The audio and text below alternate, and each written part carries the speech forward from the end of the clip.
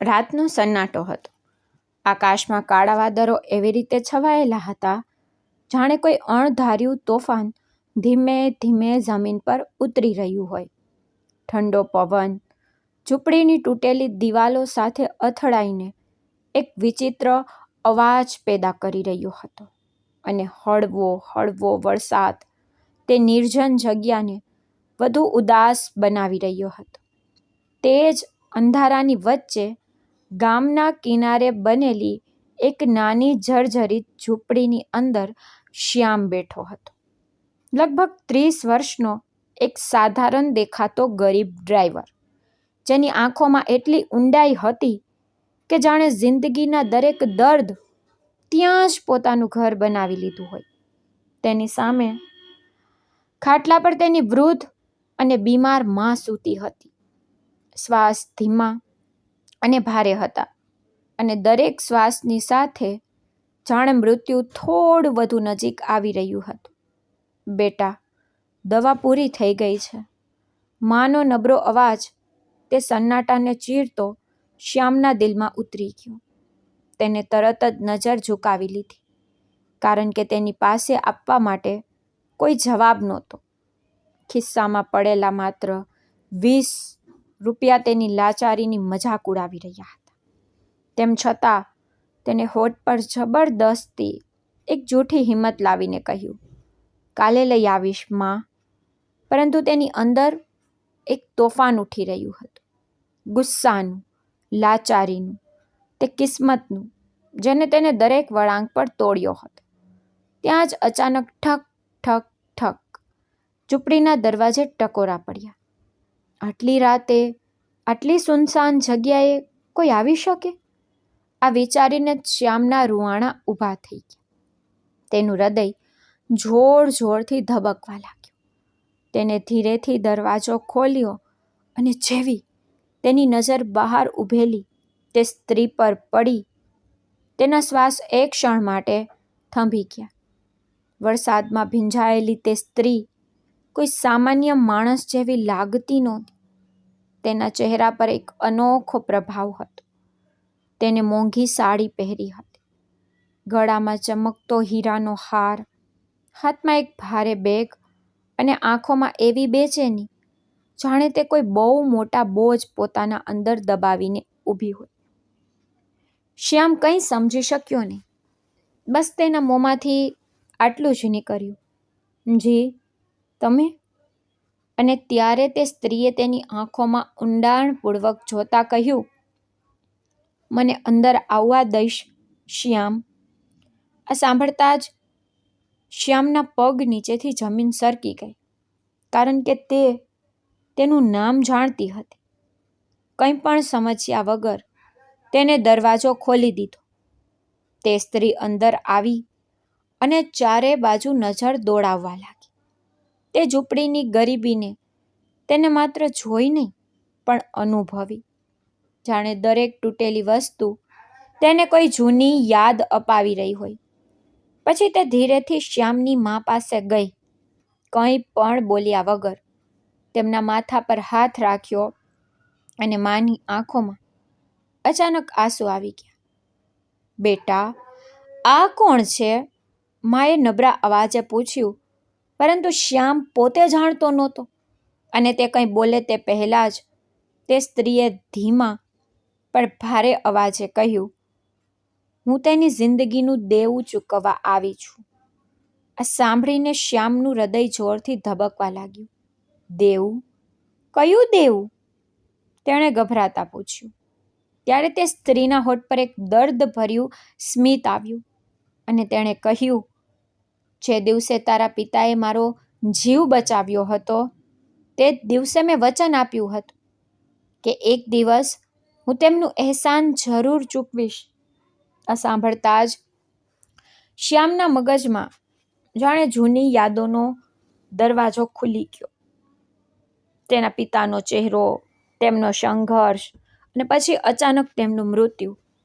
પરંતુ આ વાર્તા, આ સત્ય તેને ક્યારેય સાંભળ્યું નહોતું. તમે મારા પિતાજીને જાણતા હતા? તેનો અવાજ ધ્રુજી રહ્યો હતો અને ત્યારે તે સ્ત્રીની આંખો ભરાઈ આવી. જાણતી નહોતી શ્યામ, હું તેમને મારા ભગવાન માનતી હતી.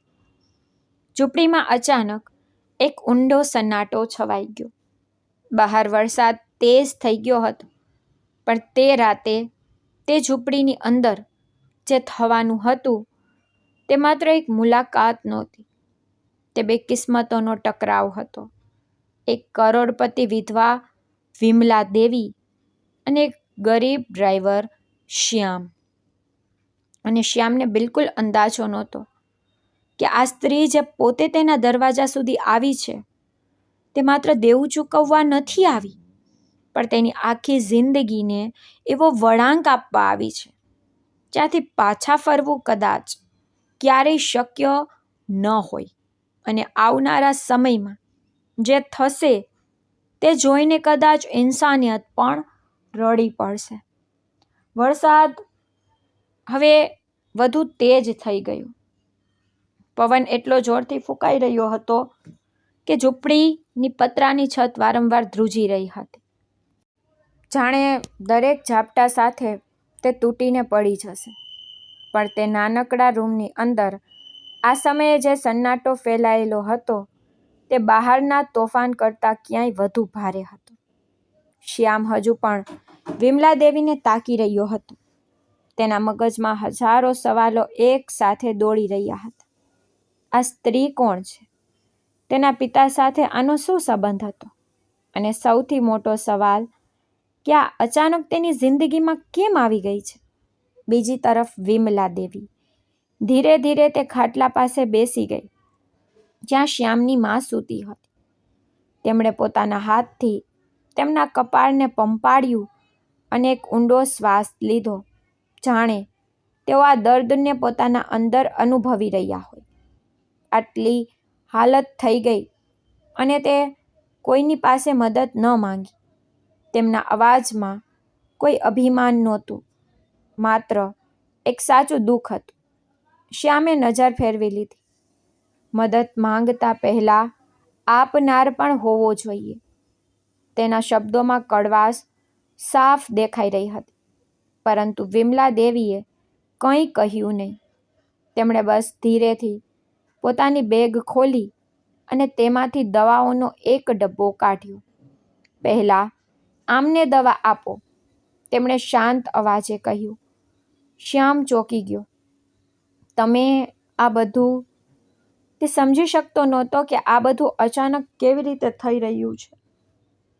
પરંતુ તેણે સવાલ કર્યા વગર દવા લીધી અને પોતાની માને આપી. થોડી જ વારમાં તેમના શ્વાસ થોડા સામાન્ય થવા લાગ્યા.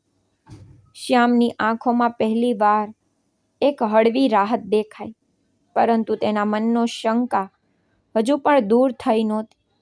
તમે હજુ સુધી એ નથી જણાવ્યું કે તમે અહીં કેમ આવ્યા છો? તેણે સીધો સવાલ કર્યો. હવે વિમલા દેવી ધીરેથી ઊભા થયા. તેમની નજર સીધી શ્યામની આંખોમાં સ્થિર થઈ ગઈ, કારણ કે હવે સત્ય જણાવવાનો સમય આવી ગયો હતો. તેમના અવાજમાં એક વિચિત્ર ગંભીરતા હતી, જેનાથી શ્યામનું હૃદય વધુ તેજ ધબકવા લાગ્યું. તારા પિતા માત્ર એક સાધારણ માણસ નહોતા, તેમણે કહેવાનું શરૂ કર્યું. તેમણે તે રાતે મારો જીવ બચાવ્યો હતો, જ્યારે કેટલાક લોકો મને મારી નાખવા પાછળ પડ્યા હતા. આ સાંભળીને શ્યામનો શ્વાસ અટકી ગયો. મારી નાખવા? પણ કેમ? તેણે ગભરાઈને પૂછ્યું. વિમલા દેવીની આંખોમાં ડરનો એક જૂનો પડછાયો ઉભરી આવ્યો. કારણ કે હું તે લોકોની સામે ઊભી રહી હતી જેઓ આ શહેરને પોતાના ઈશારા પર ચલાવ્યા છે.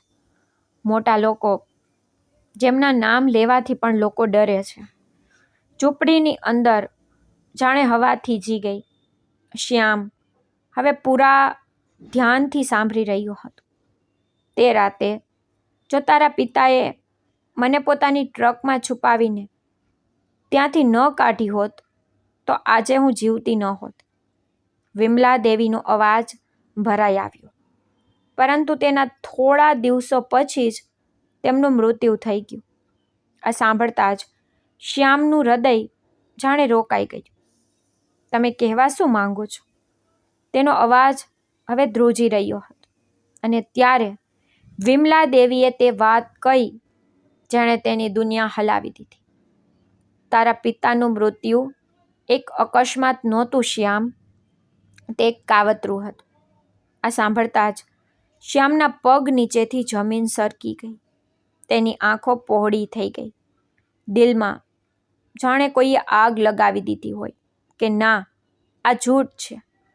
તેણે તરત જ કહ્યું, પણ તેના અવાજમાં વિશ્વાસ ઓછો અને ડર વધારે હતો. વિમલા દેવીએ ધીરેથી માથું હલાવ્યું. કાશ આ જૂઠ હોત, પણ સત્ય આ જ છે. બહાર વીજળી કડકી, જાણે તે સત્યની સાક્ષી પૂરી રહી હોય. તેમણે મારો જીવ બચાવ્યો અને તેની સજા તેમણે પોતાનો જીવ આપીને ચૂકવવી પડી. શ્યામ હવે પૂરેપૂરો તૂટી ગયો હતો. તેનો ગુસ્સો, તેનું દર્દ, તેની લાચારી બધું એક સાથે બહાર આવવા તૈયાર હતું. તો તમે આટલા વર્ષ ક્યાં હતા? તેણે દર્દભર્યા અવાજે પૂછ્યું. જ્યારે અમને તમારી સૌથી વધુ જરૂર હતી ત્યારે તમે ક્યાં હતા? આ સવાલ સીધો હતો અને ઘણો ભારે પણ હતો. વિમલા દેવી થોડી ક્ષણ ચૂપ રહી, પછી ધીરેથી બોલી. હું પણ લડી રહી હતી શ્યામ, તે લોકો સાથે, તે જ સિસ્ટમ સાથે જેણે તારા પિતાને માર્યા. તેમની આંખોમાં હવે આંસુ હતા. હું નબળી હતી, પણ આજે નથી. તેમણે પોતાના આંસુ લૂછ્યા અને સીધા ઊભા થઈ ગયા.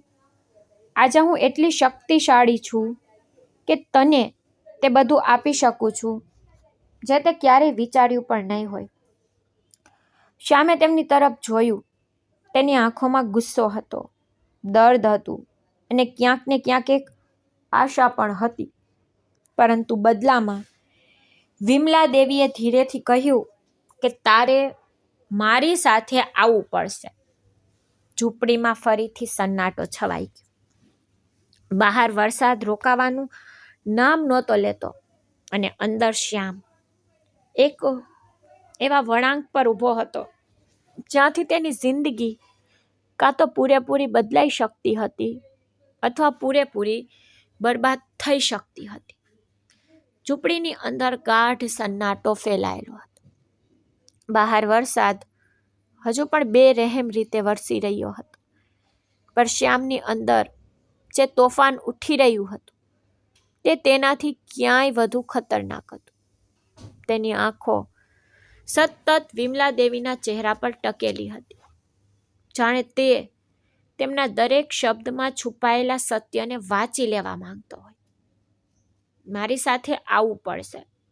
આ શબ્દો તેના કાનમાં વારંવાર ગુંજી રહ્યા હતા. તેની સામે તેની બીમાર માં હતી, તૂટેલી જિંદગી હતી, અને બીજી તરફ ઊભી હતી એક એવી સ્ત્રી જે તેને બધું જ આપવાનો દાવો કરી રહી હતી. પણ કઈ કિંમતે? એ હજુ સ્પષ્ટ નહોતું. જો હું ના પાડી દઉં તો? શ્યામે ધીમા પણ ઠંડા અવાજે પૂછ્યું. તેના સવાલમાં ડર નહોતો, એક પડકાર હતો.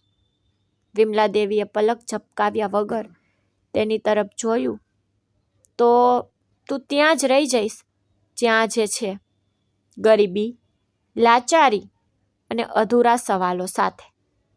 તેમના શબ્દો સીધા દિલ પર લાગ્યા. શ્યામની મુઠ્ઠીઓ ભીસાઈ ગઈ. તેને પોતાની માની હાલત યાદ આવી, પોતાના પિતાના અધૂરા મૃત્યુની કહાની યાદ આવી, અને તે દરેક રાત યાદ આવી જ્યારે તેને ભૂખ્યા પેટે સૂઈને પોતાને દિલાસો આપ્યો હતો કે એક દિવસ બધું ઠીક થશે. પણ તે દિવસ ક્યારેય આવ્યો નહીં. અને જો હું તમારી સાથે આવું, તેને પૂછ્યું. આ વખતે તેના અવાજમાં હળવી બેચેની હતી. વિમલા દેવીના હોઠ પર એક રહસ્યમય સ્મિત આવ્યું. તો હું તને તે સત્ય બતાવીશ જેનાથી તારી જિંદગી હંમેશા માટે બદલાઈ જશે, અને તે તાકાત આપીશ જેનાથી તું તારા પિતાના કાતિલોનું નામ સાંભળીને નહીં, તેમને ખતમ કરીને જીવીશ. આ સાંભળતા જ શ્યામની અંદર કંઈક તૂટી ગયું અથવા કદાચ કંઈક જાગી ગયું. તેની આંખોમાં હવે માત્ર દર્દ નહોતું, એક આગ સળગી ચૂકી હતી. પણ એક વાત યાદ રાખજે, વિમલા દેવીએ થોડા નજીક આવતા કહ્યું, જે રસ્તા પર હું તને લઈ જઈશ ત્યાંથી પાછા આવવાનું નથી હોતું. ઝૂંપડીની અંદર ફરી સન્નાટો છવાઈ ગયો. માત્ર વરસાદનો અવાજ ગુંજી રહ્યો હતો. શ્યામે ધીરેથી પોતાની માતા તરફ જોયું. તેમનો નબળો ચહેરો, તેમના તૂટેલા શ્વાસ, અને પછી તેને પોતાની આંખો બંધ કરી દીધી. જાણે તે પોતાની અંદર ચાલી રહેલા જંગને ખત્મ કરવા માંગતો હોય. થોડી ક્ષણ પછી તેને આંખો ખોલી અને તેમાં હવે એક અલગ જ ચમક હતી. હું આવીશ તમારી સાથે. તેનો અવાજ ધીમો હતો, પણ તેમાં એક અડગ નિર્ણય હતો. વિમલા દેવીએ ઊંડો શ્વાસ લીધો, જાણે તેઓ આ જ ક્ષણની રાહ જોઈ રહ્યા હતા. ઠીક છે, તેમણે કહ્યું, તો આજથી તારી જૂની જિંદગી ખતમ. આ કહેતા જ તેમણે પોતાનો ફોન કાઢ્યો અને કોઈને કોલ કર્યો. બધું તૈયાર રાખો, અમે નીકળીએ છીએ. તેમણે બસ આટલું જ કહ્યું અને ફોન કાપી નાખ્યો. શ્યામ હેરાન હતો કે આટલી જલ્દી બધું કેવી રીતે બદલાઈ રહ્યું છે. પણ મારી માં, તેણે તરત જ પૂછ્યું. વિમલા દેવીએ તેની તરફ જોયું. તેમની જવાબદારી હવે મારી છે. થોડી જ મિનિટોમાં ઝૂંપડીની બહાર ઘણી ગાડીઓના અવાજ સંભળાયા. શ્યામે બહાર ડોકિયું કરીને જોયું તો કાળા રંગની મોંઘી SUVની લાઈન લાગેલી હતી. તેના જેવા માણસે આવો નજારો માત્ર ફિલ્મોમાં જોયો હતો. કેટલાક લોકો ઝડપથી અંદર આવ્યા. તેમણે શ્યામની માને સ્ટ્રેચર પર રાખ્યા, બહુ સાવધાનીથી, જાણે તે કોઈ કિંમતી વસ્તુ હોય. શ્યામ બધું જોતો જ રહી ગયો. તેની આંખોમાં આશ્ચર્ય હતું, ડર હતો અને એક અજીબ આશા પણ હતી. ચાલ શ્યામ, વિમલા દેવીએ કહ્યું, અને પહેલી વાર તેમણે તેનું નામ એવી રીતે લીધું જાણે તે હવે માત્ર એક ગરીબ ડ્રાઈવર રહ્યો ન હોય, પણ કોઈ મોટા ખેલનો હિસ્સો બની ચૂક્યો હોય. શ્યામે એક છેલ્લી વાર પોતાની ઝૂંપડી તરફ જોયું. તે જગ્યા જ્યાં તેણે દર્દ સહ્યું, સંઘર્ષ કર્યો અને જીવતા શીખ્યો. અને પછી પાછળ જોયા વગર ગાડીમાં બેસી ગયો. ગાડી ધીરે ધીરે તે અંધારા રસ્તા પરથી આગળ વધવા લાગી. અને તેની સાથે શ્યામની જિંદગી પણ એક એવા રસ્તા પર નીકળી પડી જ્યાં દરેક વળાંક પર કાં તો સત્ય મળશે અથવા મોત. પરંતુ તેને અત્યારે ખબર નહોતી કે જે ખેલમાં તે પગ મૂકી ચૂક્યો છે ત્યાં માત્ર દુશ્મનો જ નહીં હોય, પણ કેટલાક એવા સંબંધો પણ બનશે જે તેને અંદરથી તોડી નાખશે. રાત ધીરે ધીરે પૂરી થઈ રહી હતી અને સવારનો હળવો પ્રકાશ આકાશના કિનારા પર ઉભરી રહ્યો હતો. પણ શ્યામની જિંદગીમાં જે અંધારું અત્યાર સુધી હતું તે ખત્મ થવાને બદલે વધુ ઊંડું થઈ રહ્યું હતું. કાળા કાચવાળી તે લાંબી SUV તેજ રફતારથી સુનસાન રસ્તાઓને પાર કરતી શહેર તરફ વધી રહી હતી. શ્યામ બારીની બહાર જોઈ રહ્યો હતો, પણ તેને કંઈ સાફ દેખાઈ રહ્યું નહોતું, કારણ કે તેની અંદર ચાલી રહેલી ઉથલ-પાથલે તેની નજરને ધૂંધળી કરી દીધી હતી. એક તરફ તેની માં હતી, જે હવે કોઈ મોટી હોસ્પિટલમાં લઈ જવામાં આવી રહી હતી. બીજી તરફ તેના પિતાના મૃત્યુનું સત્ય હતું, જે અચાનક તેની સામે આવી ગયું હતું. અને આ બધાની વચ્ચે બેઠી હતી વિમલા દેવી, શાંત, ગંભીર અને રહસ્યમય. જાણે તેમના ચહેરા પર લખેલી દરેક વાતને સમજવી સરળ નહોતી. થોડી જ વારમાં ગાડી શહેરના સૌથી પોશ વિસ્તારમાં દાખલ થઈ. ઊંચી ઊંચી દિવાલો, મોટા મોટા ગેટ અને દરેક ખૂણા પર ઊભેલા સિક્યોરિટી ગાર્ડ. આ દુનિયા શ્યામ માટે બિલકુલ નવી હતી. ગાડી એક વિશાળ મહેલ જેવા બંગલા સામે ઊભી રહી. ગેટ પોતાની મેળે ખુલ્યો અને અંદરનો નજારો જોઈને શ્યામના શ્વાસ થંભી ગયા.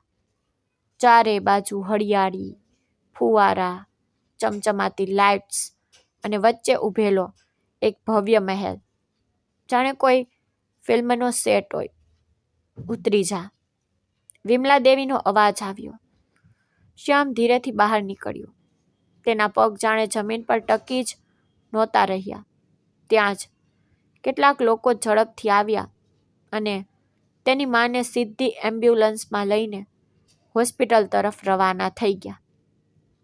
ગભરાઈશ નહીં, શહેરના સૌથી સારા ડૉક્ટર તેમની સારવાર કરશે, વિમલા દેવીએ કહ્યું. પણ શ્યામના દિલમાં હજુ પણ એક ડર બેઠો હતો કે ક્યાં આ બધું માત્ર દેખાવ તો નથી ને. ત્યાં જ અચાનક તેની નજર સામે ઊભેલી એક છોકરી પર પડી અને જાણે સમય એક ક્ષણ માટે થંભી ગયો. તે છોકરી સફેદ રંગના સિમ્પલ પણ અત્યંત સુંદર કપડામાં હતી. તેના ચહેરા પર એક માસુમિયત હતી જે આ મહેલની ચમક ધમકથી બિલકુલ અલગ લાગી રહી હતી. તેની મોટી મોટી આંખો સીધી શ્યામને જોઈ રહી હતી, જાણે તે તેને વાંચવાની કોશિશ કરી રહી હોય. આ છે નંદની, વિમલા દેવીએ કહ્યું. મારી દીકરી. શ્યામ થોડો ચોંક્યો. તેણે અપેક્ષા નહોતી કરી કે આટલી શક્તિશાળી અને રહસ્યમય સ્ત્રીની દીકરી આટલી શાંત અને સાદગીભરી હશે. નંદની ધીરે ધીરે તેની પાસે આવી. તમે શ્યામ છો? તેના અવાજમાં એક અજીબ નરમાશ હતી. શ્યામ થોડી ક્ષણ માટે કંઈ બોલી જ ન શક્યો. બસ હળવું માથું હલાવ્યું. તો મમ્મીએ તમારા વિશે ઘણું બધું જણાવ્યું છે, તેણે હસતા હસતા કહ્યું. પણ તે સ્મિત પાછળ જાણે કોઈ છુપાયેલો સવાલ પણ હતો. શ્યામે નજર ફેરવી લીધી. તેને સમજાતું નહોતું કે આ છોકરી સાથે કેવી રીતે વાત કરવી. તેની દુનિયા અને આ છોકરીની દુનિયામાં જમીન આસમાનનો તફાવત હતો. પણ તમે? છતાં તેની અંદર કંઈક અજીબ મહેસૂસ થઈ રહ્યું હતું. જાણે પહેલી વાર કોઈએ તેને આ રીતે જોયો હોય. કોઈ દયા વગર, કોઈ તિરસ્કાર વગર, બસ એક માણસની જેમ. તમે થાકી ગયા હશો ને? ચાલો, હું તમને તમારો રૂમ બતાવી દઉં, નંદનીએ કહ્યું અને આગળ વધી ગઈ. શ્યામ તેની પાછળ પાછળ ચાલવા લાગ્યો. મહેલની અંદરનો દરેક ભાગ કોઈ સપના જેવો હતો. મોટા ઝુમર, મોંઘા ફર્નિચર, દિવાલો પર લાગેલી પેઇન્ટિંગ્સ, પણ શ્યામનું ધ્યાન ક્યાંક બીજે હતું. તે વારંવાર નંદનીને જોઈ રહ્યો હતો. તેની ચાલ, તેનો અવાજ, તેનો વ્યવહાર, બધું જ તેને પોતાની તરફ ખેંચી રહ્યું હતું. આ તમારો રૂમ છે, નંદનીએ દરવાજો ખોલતા કહ્યું. શ્યામ અંદર ગયો અને તે રૂમ જોઈને હેરાન રહી ગયો. આટલો મોટો અને આલિશાન રૂમ તેને ક્યારેય જોયો જ નહોતો. જો તમારે કંઈ જોઈતું હોય તો જણાવી દેજો, નંદનીએ ધીરેથી કહ્યું. પણ જેવી તે વળીને જવા લાગી, શ્યામે અચાનક કહ્યું કે એક સવાલ પૂછું? નંદની ઊભી રહી ગઈ. તેને પાછળ ફરીને જોયું. તમને મારાથી ડર નથી લાગતો? શ્યામે સીધું તેની આંખોમાં જોતા પૂછ્યું. થોડી ક્ષણ માટે સન્નાટો છવાઈ ગયો. પછી નંદની હળવું હસી. ડર કઈ વાતનો? તેણે પૂછ્યું. શ્યામે એક ઊંડો શ્વાસ લીધો. હું આ દુનિયાનો હિસ્સો નથી અને ના ક્યારેય હતો. નંદનીએ તેની આંખોમાં જોયું અને ધીરેથી કહ્યું, કદાચ એ જ કારણે તમે સૌથી અલગ છો. તેના આ શબ્દો સીધા શ્યામના દિલમાં ઉતરી ગયા અને તે જ ક્ષણે એક એવા અહેસાસે જન્મ લીધો હતો જેને શ્યામ પોતે પણ સમજી શકતો નહોતો.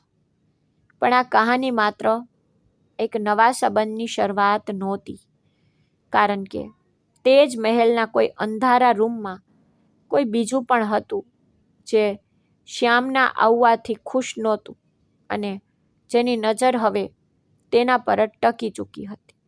અને તે જે કરવાનો હતો તે માત્ર શ્યામની જ નહીં પણ આખા પરિવારની જિંદગી બદલી નાખશે. મહેલની તે ચમકદાર સવાર પાછળ એક અજીબ સન્નાટો છુપાયેલો હતો. જાણે દરેક દિવાલ પાછળ કોઈ રહસ્ય દફન હોય અને દરેક સ્મિત પાછળ કોઈ સત્ય છુપાયેલું હોય જેને સામે આવવાનો બસ સાચો સમય જોઈતો હતો. શ્યામ તે નવા રૂમમાં ઊભો હતો જ્યાં દરેક વસ્તુ તેની જૂની જિંદગીની મજાક ઉડાવતી હોય તેમ લાગતું હતું. નરમ પલંગ, ઠંડી હવા આપતું એસી, દિવાલો પર લાંગેલી મોંઘી પેઇન્ટિંગ્સ, પણ તેની અંદર હજુ પણ વહી બેચેની, વહી સવાલો, સૌથી વધુ પોતાના પિતાના મૃત્યુનું સત્ય જાણવાની આગ હતી. તેણે બારીની બહાર જોયું. મહેલનો વિશાળ બગીચો, સુરક્ષામાં ઊભેલા લોકો અને દરેક જગ્યાએ ફેલાયેલું એક અજીબ નિયંત્રણ. જાણે અહીં દરેક વસ્તુ કોઈની દેખરેખમાં હોય. ત્યાં દરવાજે હળવા ટકોરા થયા. અંદર આવી જા, નન્નીનો અવાજ હતો. શ્યામે તરત જ કહ્યું, હા આવો. દરવાજો ખુલ્યો અને નંદની અંદર આવી. આજે તેણે આછા વાદળી રંગનો સૂટ પહેર્યો હતો. તેના ચહેરા પર વહી શાંતિ હતી, પણ આંખોમાં હળવી ચિંતા પણ દેખાઈ રહી હતી. તમે ઠીક છો? તેણે ધીરેથી પૂછ્યું. શ્યામે હળવું સ્મિત આપવાની કોશિશ કરી. આટલી મોટી જિંદગી મળી જાય તો સમજાતું નથી કે ઠીક છું કે નહીં. નંદની તેની વાત સાંભળીને થોડી ક્ષણ ચૂપ રહી. પછી બોલી, દરેક વસ્તુ જે ચમકે છે તે સારી જ હોય છે એવું જરૂરી નથી હોતું. તેના આ જવાબે શ્યામને થોડો ચોંકાવી દીધો. તમે શું કહેવા માંગો છો? તેણે પૂછ્યું, પણ નંદનીએ નજર ફેરવી લીધી. કંઈ નહીં. તે વળવા લાગી પણ ત્યારે જ સામે તેનો હાથ પકડી લીધો. બંને એક ક્ષણ માટે રોકાઈ ગયા. સમય જાણે થંભી ગયો. નંદનીના ધબકારા વધી ગયા અને શ્યામને પહેલી વાર અહેસાસ થયો કે આ છોકરી માત્ર એક અમીર ઘરની દીકરી નથી, પણ એક એવી વ્યક્તિ છે જે અંદરથી ક્યાંક ને ક્યાંક તૂટેલી છે. તમે કંઈક છુપાવી રહ્યા છો? શ્યામે ધીરેથી કહ્યું. નંદનીએ તેની તરફ જોયું. તેની આંખોમાં એક ક્ષણ માટે દર્દ ઉભર્યું, પણ તેને પોતાની જાતને સંભાળી લીધી. દરેક સત્ય દરેક વખતે નથી બતાવાતું, શ્યામ. તેણે ધીરેથી પોતાનો હાથ છોડાવ્યો અને રૂમની બહાર નીકળી ગઈ. શ્યામ ત્યાં જ ઊભો રહી ગયો. તેના દિલમાં હવે માત્ર સવાલો નહોતા, એક અજીબ જોડાણ પણ હતું અને એક ડર પણ કે ક્યાંક આ સંબંધ પણ તેણે કોઈ દર્દ તરફ તો નટ લઈ જઈ રહ્યો ને. એ જ સમયે મહેલના એક બીજા હિસ્સામાં એક અંધારો ઓરડો હતો, જ્યાં ઝાંખા પ્રકાશમાં એક માણસ બેઠો હતો. તેની આંખોમાં ઠંડો ગુસ્સો હતો. હાથમાં એક ગ્લાસ જેમાં શરાબ ધીરે ધીરે હલી રહ્યો હતો. તો તે આવી જ ગયો, તેણે ધીમા અવાજે કહ્યું. તેની સામે ઊભેલા માણસે કહ્યું, જી સર, વિમલા મેડમ તેને પોતે લઈને આવ્યા છે. તે માણસના હોઠ પર એક ખતરનાક સ્મિત આવ્યું. રસપ્રદ, ખૂબ જ રસપ્રદ, તેણે ધીરેથી કહ્યું. શું આદેશ છે? સામે ઊભેલા માણસે પૂછ્યું. તે માણસે ગ્લાસ ટેબલ પર મૂક્યો અને ખુરશી પરથી ઊભો થઈ ગયો. હવે રમત શરૂ થશે. તેના અવાજમાં એવો ઠંડક ભર્યો ડર હતો કે સાંભળીને જ બીક લાગે. તેને ખબર પણ નહીં પડે કે તે કેવા ઝાડમાં ફસાઈ ચૂક્યો છે. તેણે બારીની બહાર જોયું, સીધું એ ગાર્ડન તરફ જ્યાં શ્યામ ઊભો હતો. અને આ વખતે કોઈ નહીં બચે. બીજી તરફ સાંજે અચાનક એક કોલ આવ્યો. નંબર અજાણ્યો હતો. તેણે કોલ ઉપાડ્યો. હેલો. થોડી સેકન્ડ સુધી શાંતિ રહી. પછી એક ભારે અવાજ આવ્યો. જો જીવતા રહેવા માંગતા હોવ તો આજે રાત્રે 12 વાગ્યે જૂના ગોદામ પર આવજે. શ્યામનું દિલ જોરથી ધડકવા લાગ્યું. કોણ બોલે છે? તેને પૂછ્યું, પણ કોલ કપાઈ ચૂક્યો હતો. તેના હાથ ઠંડા પડી ગયા. આ બધું શું થઈ રહ્યું હતું? કોણ હતો તે? અને તેને ત્યાં કેમ બોલાવવામાં આવ્યો? સાંજ ધીરે ધીરે ઢળવા લાગી. મહેલની લાઈટો ચાલુ થઈ ગઈ, પણ શ્યામની અંદરનો અંધકાર વધતો જતો હતો. તેણે નક્કી કર્યું કે તે જશે, કારણ કે હવે તે પીછેહટ કરનારાઓમાંથી નહોતો. રાત્રે બરાબર 12 વાગ્યે શ્યામ ચૂપચાપ મહેલમાંથી નીકળ્યો. સિક્યોરિટીને થાપ આપીને તે પાછળના રસ્તેથી બહાર નીકળી ગયો. તેના દરેક ધબકારા તેજ હતા, પણ તેના કદમ અટક્યા નહીં. થોડી જ વારમાં તે જૂના ગોદામની સામે હતો. તૂટેલી દિવાલો, કાટ લાગેલા ગેટ અને ચારે બાજુ ફેલાયેલી શાંતિ. તે ધીરે ધીરે અંદર ગયો અને જેવો તેણે અંદર પગ મૂક્યો, પાછળથી દરવાજો જોરથી બંધ થઈ ગયો. સ્વાગત છે શ્યામ, એ જ ભારે અવાજ ગૂંજ્યો. શ્યામે પાછળ ફરીને જોયું અને તેની સામે ઊભો હતો એ માણસ, જેની આંખોમાં મોત રમી રહ્યું હતું. તમે? શ્યામ કંઈ સમજી શક્યો નહીં. તે માણસ ધીરે ધીરે આગળ વધ્યો. તારા પિતાએ મારી જિંદગી બરબાદ કરી હતી અને હવે તું તેની કિંમત ચૂકવીશ. શ્યામની આંખો પહોળી થઈ ગઈ. શું બકવાસ કરી રહ્યા છો? તેણે ગુસ્સામાં કહ્યું. પણ ત્યારે જ તે માણસે તાળી પાડી અને અચાનક ચારે બાજુથી લોકો બહાર આવ્યા, હથિયારો સાથે. શ્યામ ઘેરાઈ ચૂક્યો હતો. તને લાગે છે વિમલા દેવી તારી મદદ કરી રહી છે? તે માણસે હસતા હસતા કહ્યું. તે તારો ઉપયોગ કરી રહી છે. આ સાંભળતા જ શ્યામના દિલમાં એક ઝટકો લાગ્યો. જૂઠ, તેણે તરત જ કહ્યું. પણ તેના અવાજમાં હવે એ ભરોસો નહોતો. સાચું જાણવું છે? તે માણસે ખિસ્સામાંથી એક ફોટો કાઢ્યો અને તેની તરફ ફેંક્યો. શ્યામે ફોટો ઉઠાવ્યો અને જેવો તેણે તેને જોયો, તેની દુનિયા હલી ગઈ. તે ફોટામાં તેના પિતા હતા અને તેમની સામે ઊભી હતી વિમલા દેવી. પણ જે રીતે તેઓ વાત કરી રહ્યા હતા, તે કોઈ મદદની વાર્તા લાગતી નહોતી, પણ એક સોદાની. શ્યામના હાથ ધ્રુજવા લાગ્યા. હવે સમજાયું. તે માણસનો અવાજ ગૂંજ્યો. તારા પિતાનું મોત ફક્ત મારા કારણે નથી થયું. તેમાં વિમલા દેવીનો પણ હાથ હતો.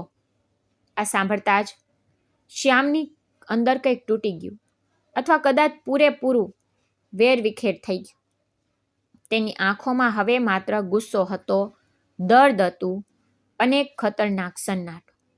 કારણ કે જે સ્ત્રી પણ તેને ભરોસો કર્યો હતો, જો તે જ છેતરી રહી હતી, તો હવે તેની પાસે ખોવા માટે કંઈ બચ્યું જ નહોતું. ગોદામની અંદર ઘણો અંધકાર હતો. હવામાં કાટ અને ભેદની શ્રીમદ ગંધ હતી, અને તે શાંતિ વચ્ચે શ્યામના હાથમાં પકડેલો એ ફોટો જાણે તેના આખા અસ્તિત્વને હલાવી રહ્યો હતો. તેની આંગળીઓ ધ્રુજી રહી હતી. આંખો તે તસવીર પર જામી હતી જ્યાં તેના પિતા ઊભા હતા અને તેમની સામે હતી વિમલા દેવી. પણ એ દ્રશ્ય એવું નહોતું જેવું તેણે પોતાના મનમાં વિચાર્યું હતું. ત્યાં કોઈ દેવું ચૂકવવાની વાર્તા દેખાતી નહોતી. ત્યાં કંઈક બીજું હતું, કંઈક એવું જે એક ઊંડા રહસ્ય તરફ ઈશારો કરી રહ્યું હતું. જૂઠ છે આ. શ્યામના હોઠ ફફડ્યા, પણ તેના અવાજમાં એ ખાતરી નહોતી જે પહેલા હતી. સામે ઊભેલો એ માણસ, જેની આંખોમાં ઠંડી આગ સળગી રહી હતી, ધીરે ધીરે તેની નજીક આવ્યો. જૂઠ. જો આ જૂઠ છે તો તું અહીં કેમ ઊભો છે? તેણે ત્રાસા સ્મિત સાથે કહ્યું. શ્યામે માથું ઊંચું કરીને તેની તરફ જોયું. તું કોણ છે? આ વખતે તેનો સવાલ ગુસ્સાથી ભરેલો હતો. નામ જાણીને શું કરીશ? તે માણસ હસ્યો. છતાં પણ સાંભળવા માંગતો હોવ તો સાંભળ. લોકો મને વિક્રમ કહે છે. તેના નામની સાથે જ જાણે હવા ઠંડી થઈ ગઈ. વિક્રમ. શ્યામે ધીરેથી પુનરાવર્તન કર્યું. અને તું એ જ છે જેણે મારા પિતાને માર્યા.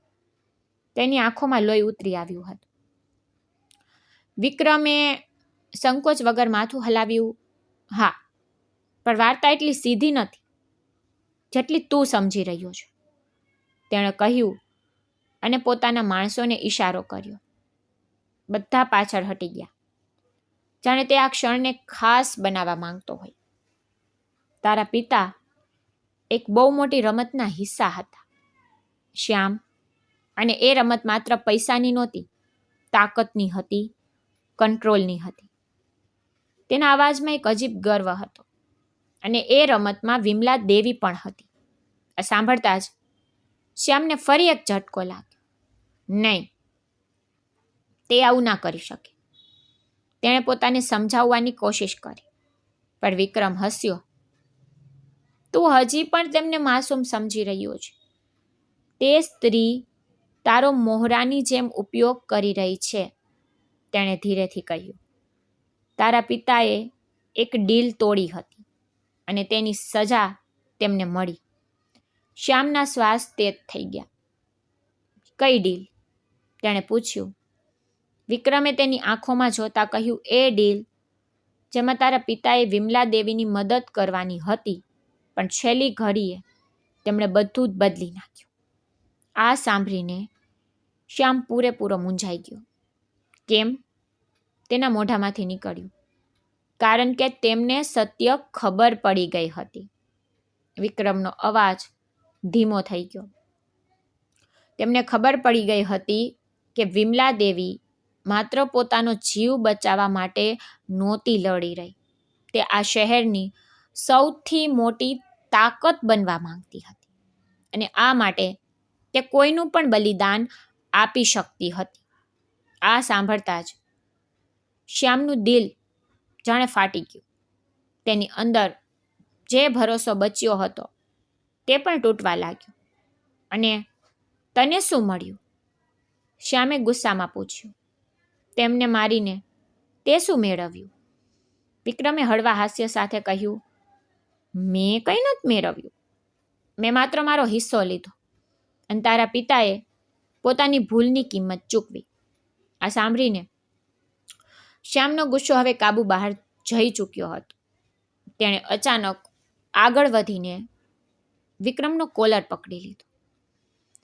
તે મારા પિતાને માર્યા અને હવે મને વાર્તા સંભળાવી રહ્યો છે. તેનો અવાજ ગુંજી ઉઠ્યો.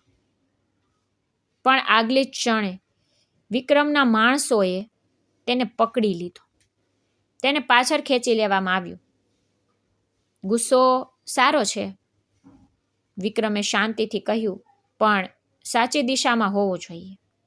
તેણે શ્યામની પાસે આવીને ધીરેથી કહ્યું. જો ખરેખર તારા પિતાનો બદલો લેવો હોય તો પહેલાં એ સમજો કે અસલી દુશ્મન કોણ છે.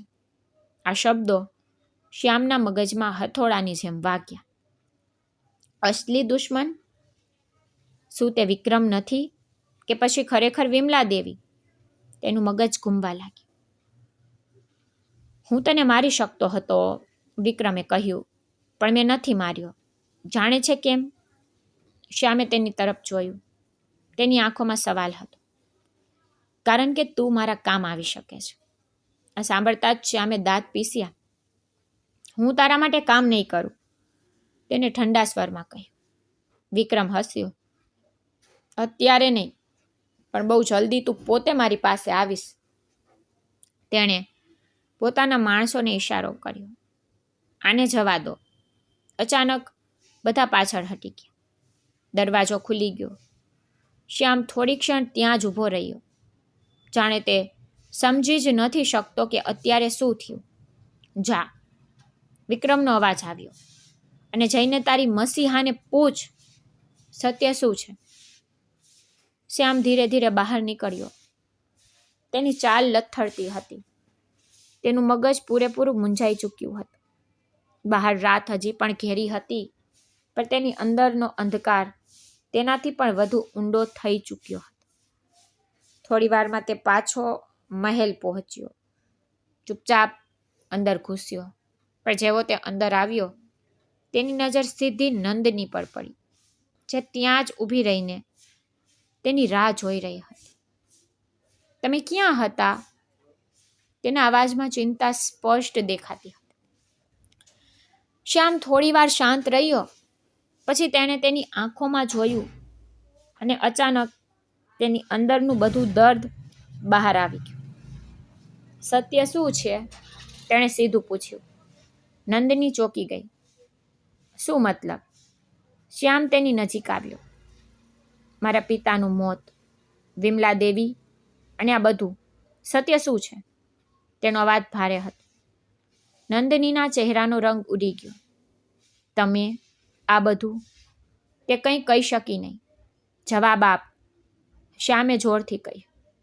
તેના અવાજમાં ગુસ્સો હતો, દર્દ હતું અને તૂટેલા ભરોસાની પીડા હતી. નંદનીની આંખોમાં આંસુ આવી ગયા. હું બધું ન જાણતી, તેણે ધીમા અવાજે કહ્યું. પણ જે તમે વિચારી રહ્યા છો તે પૂરેપૂરું સત્ય નથી. શ્યામે તેની તરફ જોયું. તેની આંખોમાં પહેલી વાર શંકા આવી. તો પૂરેપૂરું સત્ય શું છે? તેણે પૂછ્યું. નંદનીએ આંસુ લૂછ્યા અને ધીરેથી કહ્યું, પૂરેપૂરું સત્ય તમારે પોતે જાણવું પડશે. પણ એક વાત યાદ રાખજો. તેણે તેની આંખોમાં જોતા કહ્યું, મારી માં એટલી ખરાબ નથી જેટલું તમને કહેવામાં આવી રહ્યું છે. આ સાંભળીને શ્યામ થોડી ક્ષણો માટે શાંત થઈ ગયો. તેનું દિલ કહી રહ્યું હતું કે નંદની જૂઠું નથી બોલી રહી, પણ તેનું મગજ હવે કોઈના પર ભરોસો કરવા તૈયાર નહોતું. અને તે જ ક્ષણે તેની અંદર એક નિર્ણય જન્મી ચૂક્યો હતો. હવે તે કોઈના પર ભરોસો નહીં કરે. ના વિમલા દેવી પર, ના વિક્રમ પર અને ના આ મહેલમાં કોઈના પર. હવે તે માત્ર એક જ વસ્તુ કરશે, સત્ય શોધશે અને પછી બદલો લેશે. ભલે તેના રસ્તામાં કોઈ પણ કેમ ના આવે. નંદની પણ. મહેલના એ વિશાળ હોલમાં ગહન શાંતિ છવાયેલી હતી. સવારનો ઝાંખો પ્રકાશ બારીઓમાંથી અંદર આવી રહ્યો હતો, પણ એ પ્રકાશમાં પણ એક અજીબ અંધકાર અનુભવાઈ રહ્યો હતો. જાણે દિવાલો પણ કોઈ મોટા સત્યના બહાર આવવાની રાહ જોઈ રહી હોય. શ્યામ આખી રાત ઊંઘ્યો નહોતો. તેની આંખો લાલ હતી. મગજમાં વિક્રમની વાતો ગુંજી રહી હતી અને દિલમાં નંદનીના શબ્દો કે મારી માં એટલી ખરાબ નથી. પણ હવે તેની અંદર ભરોસાની જગ્યાએ શંકાએ લઈ લીધી હતી. અને શંકા માણસને અંદરથી ખોખલો કરી દે છે. તે ધીરે ધીરે સીડીઓ પરથી નીચે ઉતર્યો. તેના કદમ ભારે હતા, પણ ઈરાદો સાફ હતો. આજે તે સત્ય જાણીને જ રહેશે. જેવો તે હોલમાં પહોંચ્યો, તેણે જોયું કે વિમલા દેવી પહેલાથી જ ત્યાં ઊભા હતા. જાણે તેમને ખબર હતી કે તે આવશે. તેમના ચહેરા પર એ જ શાંતિ હતી, પણ આજે તેમની આંખોમાં કંઈક બીજું પણ હતું. એક તૈયારી, જાણે તે કોઈ મોટા સવાલનો જવાબ આપવા માટે પોતાને મજબૂત કરી ચૂક્યા હોય. આવી ગયો તું? તેમણે ધીમા અવાજે કહ્યું. શ્યામ તેમની સામે જઈને ઊભો રહ્યો. તેની આંખોમાં હવે કોઈ ખચકાટ નહોતો. મને સત્ય જોઈએ છે, તેણે સીધું કહ્યું. વિમલાદેવીએ થોડી ક્ષણ તેને જોયો, પછી ઊંડો શ્વાસ લીધો. સત્ય હંમેશા આસાન નથી હોતું શ્યામ, તેમણે કહ્યું, પણ આજે હું તને બધું જ જણાવીશ. આ સાંભળતા જ હોલની શાંતિ વધુ ઘેરી બની ગઈ. નંદની પણ ધીરે ધીરે ત્યાં આવી ગઈ. તેની આંખોમાં ડર હતો, જાણે તેને અંદાજ હતો કે હવે જે સામે આવશે તે બધું જ બદલી નાખશે. વિમલા દેવીએ ધીરે ધીરે બોલવાનું શરૂ કર્યું કે તારા પિતા એક સાધારણ ડ્રાઈવર નહોતા. શ્યામ ચોંક્યો. તે મારા સૌથી ભરોસાપાત્ર માણસ હતા. મારા માટે કામ કરતા હતા, પણ માત્ર ગાડી ચલાવવા માટે નહીં, પણ મારા સૌથી ખતરનાક મિશનોમાં.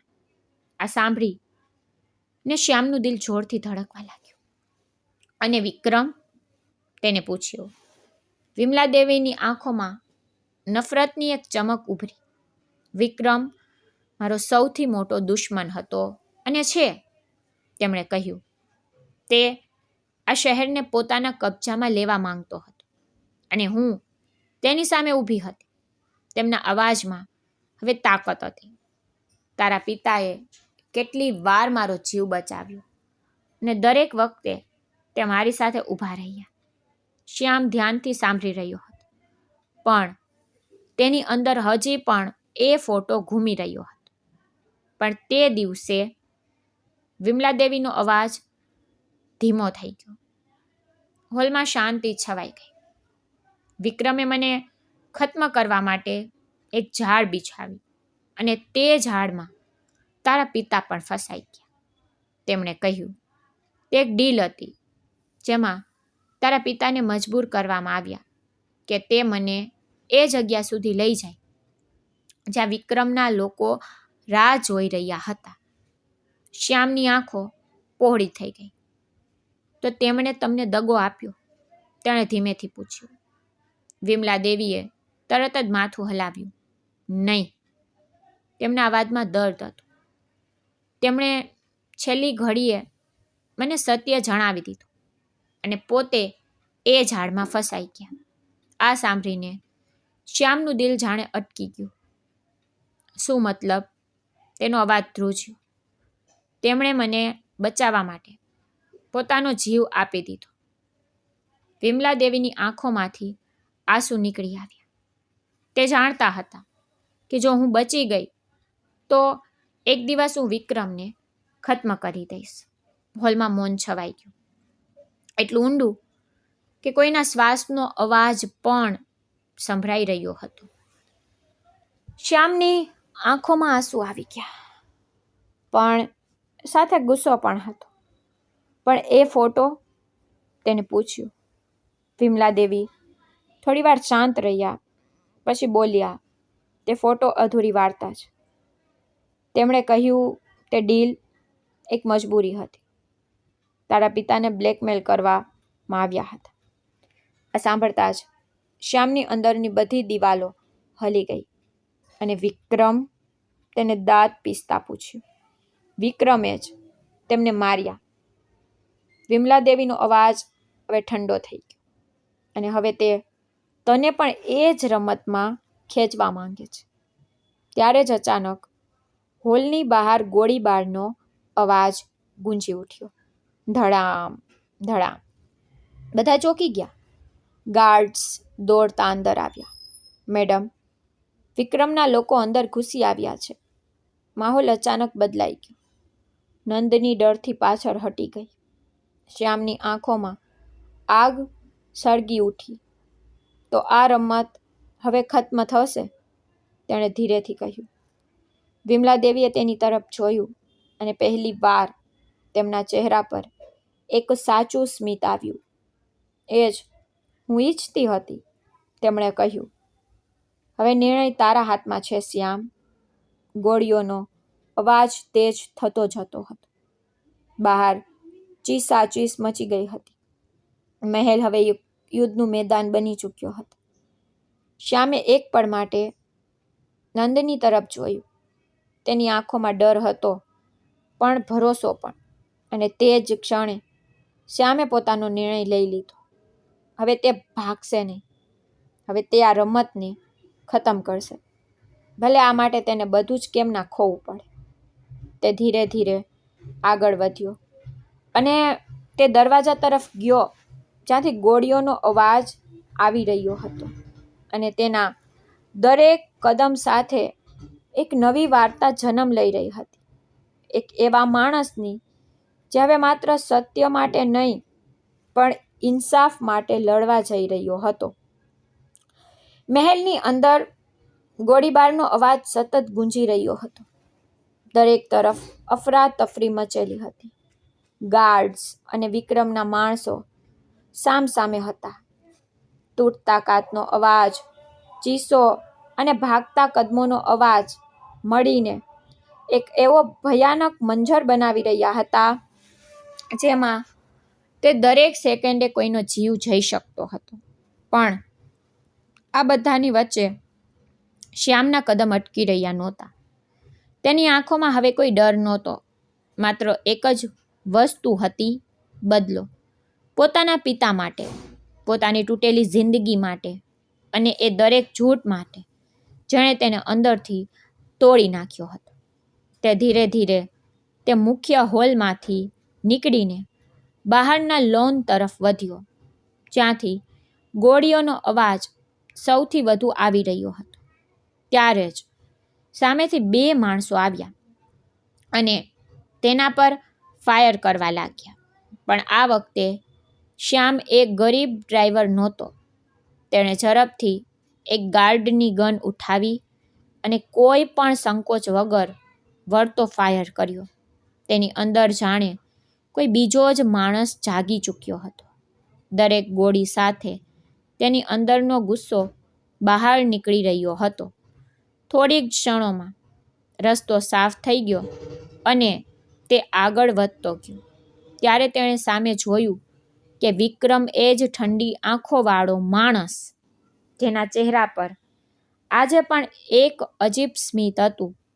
જાણે તેને આ જંગની દરેક પળ મજેદાર લાગી રહી હોય. આવી જ ગયો તું? તેને તાળી પાડતા કહ્યું. મને ખબર હતી કે તું તો પોતે ચાલીને મારી પાસે આવીશ. શ્યામે ગન તેની તરફ તાકી દીધી. આજે તને ખત્મ કરી દઈશ. તેના અવાજમાં એટલી ઠંડક હતી કે સાંભળીને જ ડર લાગે. પણ વિક્રમ હસ્યો. ખતમ? આ રમત એટલી આસાન નથી શ્યામ. તેને ધીરે ધીરે ચાલતા કહ્યું. તને હજી પણ લાગે છે કે તું સત્ય જાણી ચૂક્યો છે. શ્યામના કદમ એક પળ માટે અટક્યા પણ તેને પોતાને સંભાળ્યો. મારે જેટલું જાણવું હતું એટલું જાણી ચૂક્યો છું, તેણે દાંત પીસતા કહ્યું. અને હવે માત્ર એક જ વસ્તુ બાકી છે. તેણે ટ્રિગર દબાવવાની તૈયારી જ કરી હતી કે ત્યારે જ પાછળથી એક ચીસ સંભળાઈ. શ્યામ, રોકાઈ જા. તે નંદની હતી. તે દોડતી તેમની વચ્ચે આવી ગઈ. તેના શ્વાસ તેજ હતા, આંખોમાં ડર અને આંસુ બન્યા હતા. તમે આ શું કરી રહ્યા છો? તેણે શ્યામને કહ્યું. ખસી જા નંદની, આ મારા અને આની વચ્ચેનો મામલો છે. શ્યામે ગુસ્સામાં કહ્યું. પણ નંદનીએ માથું હલાવ્યું. નહીં, આ માત્ર તમારો મામલો નથી. તેનો અવાજ ધ્રુજી રહ્યો હતો. આ બધું મારા કારણે પણ છે. આ સાંભળીને શ્યામ ચોંક્યો. શું મતલબ? તેને પૂછ્યું. ત્યારે વિક્રમ ધીરેથી હસ્યો. લાગે છે હવે અસલી સત્ય સામે આવશે, તેને કહ્યું. નંદનીની આંખોમાંથી આંસુ વહેવા લાગ્યા. હું વિક્રમની દીકરી છું. તેના આ શબ્દો જાણે વીજળી બનીને પડ્યા.